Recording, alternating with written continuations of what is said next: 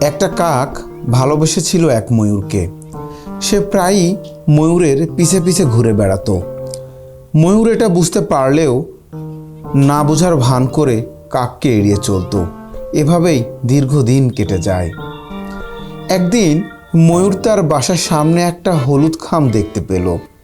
সেই খামের ভেতরে একটা ছোট্ট কালো রঙের ফুল। ময়ূর বুঝতে পারল কাকই খামের ভেতরে ফুল পাঠিয়েছে।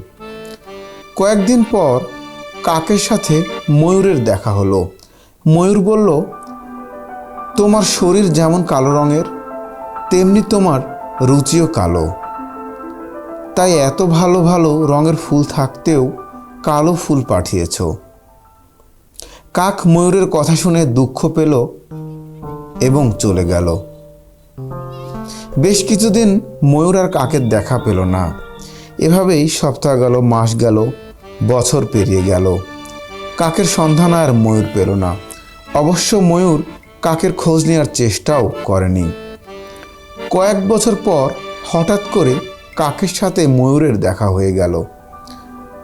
ময়ূর কাককে দেখে বলল, আমার রূপ দেখে সবাই আমাকে ভালোবাসতে চায়। তুমিও ভালোবাসতে চেয়েছিলে, তবে আমাকে জয় করার চেষ্টা করলে না কেন? কাক জবাব দিল, তোমার সাথে জীবনে একদিনই আমার কথা হয়েছিল।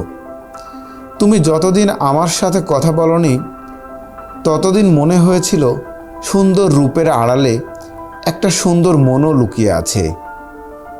কিন্তু যখন দেখলাম ফুলের মতো জিনিসকেও তুমি রং দিয়ে বিচার করো, তখনই বুঝেছিলাম মরীচিকার পিছে ছুটে চলছি। তাই তো নিজেকে সরিয়ে নিলাম। ময়ূর বলল, এখন যদি তোমাকে পেতে চাই, তবে কি তুমি আমাকে ভালোবাসবে? কাক বলল, চোখের নেশা কেটে গেছে। চোখের নেশা কেটে গেলে ময়ূরের সৌন্দর্য আর চোখে ধরা পড়ে না। তখন ময়ূরকে কাকের মতোই লাবণ্যহীন মনে হয়। জীবনের আসল বাস্তবতা যখন চোখের সামনে দীপ্তিমান হয়ে ফুটে ওঠে, এই বাস্তবতাই সঠিক পথের দিশা দেয়।